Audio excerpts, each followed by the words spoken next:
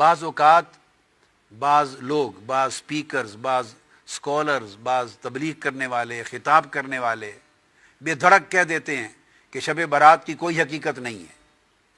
اور 15 شعبان معظم یعنی شعبان کے نصف شب کی، جو نصف شعبان کی اس مبارک رات کی کوئی فضیلت، کوئی اہمیت اور کوئی تخصیص نہیں ہے،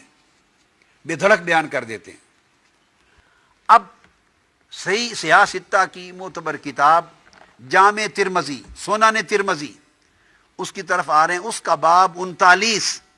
اب وہ لوگ اس پر توجہ کریں جن کا یہ خیال ہے کہ شب برات کا اور 15 شب شعبان کا کوئی وجود، کوئی حقیقت اور کوئی فضیلت اور کوئی تخصیص نہیں ہے۔ انہیں چاہیے کہ کتب حدیث کھول کے پڑھیں، یا اساتذہ کے پاس، شیوخ کے پاس زانو تلمذ طے کریں قبل اس کے کہ وہ جھوٹے فتوے جاری کریں جہالت پر مبنی۔ باب 39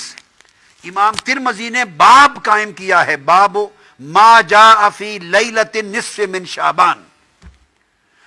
15ویں شب شعبان کی فضیلت میں باب قائم کیا امام ترمذی نے، اور عنوان ہی یہ شب نصف شعبان قائم کیا اس عنوان کے ساتھ۔ اور آگے پھر امام ترمذی نے حدیث نقل کی ہے،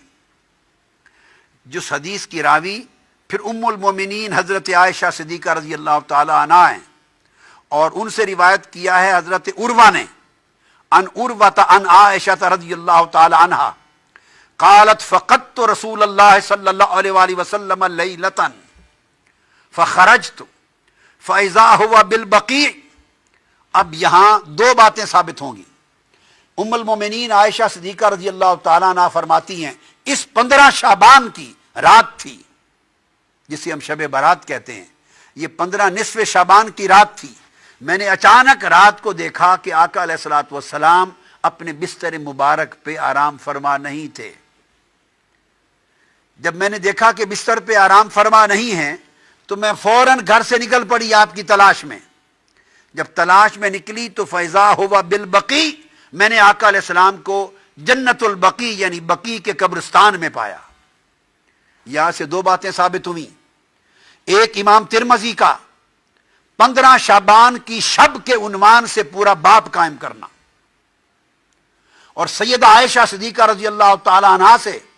آقا علیہ السلام کی اس سنت کو روایت کرنا کہ 15 شعبان کی شب اٹھ کر عبادت کرنا آقا علیہ السلام کی سنت تھا بطور خاص۔ اور صرف عبادت نہیں، اس شب آقا علیہ السلام قبرستان تشریف لے گئے، جنت البقیع میں تشریف لے گئے، تو دو سنتیں ثابت ہوئی۔ بعض لوگ اس مغالطے میں بھی مبتلا ہیں، اور میں نے پڑھا ہے بعض اخبارات میں، بعض لوگوں نے کہہ دیا کہ قبرستان جانا اور فاتحہ کرنا بھی اس رات میں کہیں ثابت نہیں ہے۔ تو دیکھیے یہ سنن ترمذی کے باب سے ثابت ہے، آقا علیہ السلام کی سنت سے ثابت ہے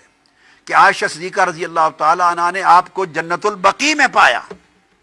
اور جب آپ ان کے پاس پہنچی تو آقا علیہ السلام نے فرمایا اکنت تخافین ان یحیف اللہ علیک ورسولہ،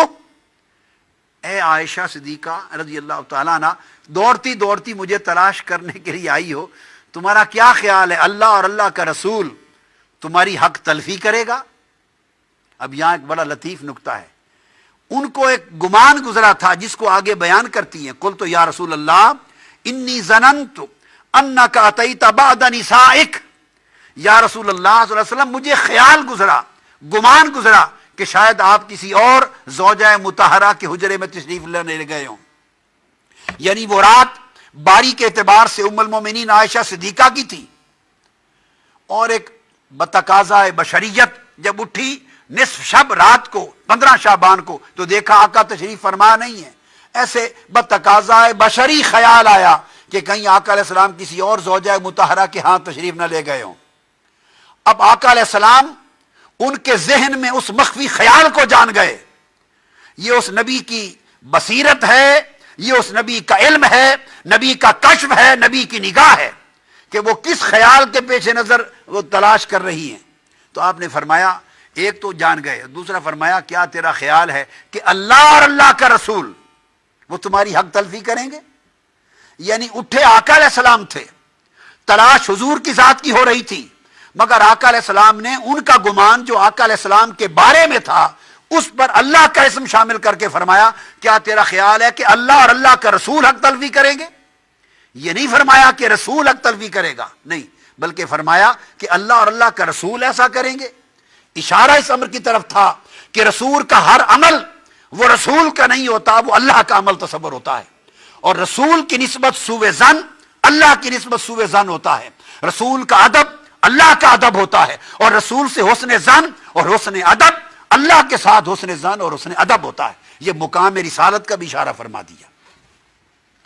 تو انہوں نے جب عرض کیا یا رسول اللہ مجھے یہ گمان گزرا کہ شاید آپ کسی زوجہ مطہرہ کے ہاں تشریف نہ لے گئے ہوں، تو اس پر آقا علیہ السلام نے فرمایا نہیں،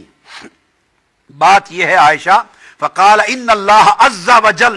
ينزل لیلۃ النصف من شعبان، کہ جب شعبان کی 15ویں کی رات آتی ہے